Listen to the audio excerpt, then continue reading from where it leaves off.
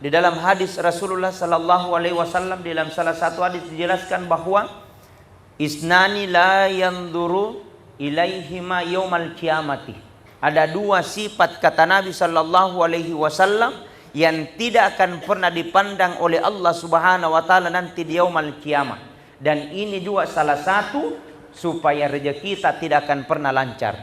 Pertama, yakni qati'ur rahimi, adalah orang-orang yang senantiasa memutuskan silaturahmi. Banyak bombeknya. Siapa mau beli dagangan tak kalau banyak bombek tak?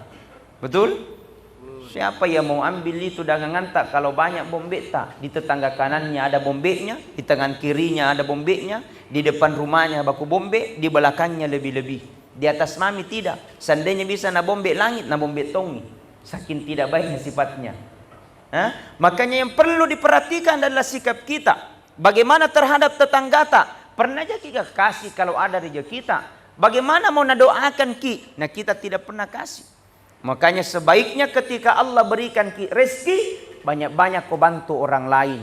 Insya Allah timbal baliknya itu akan kembali ke dalam dirimu. Timbal baliknya itu insya Allah keselamatan akan kembali ke dalam dirimu.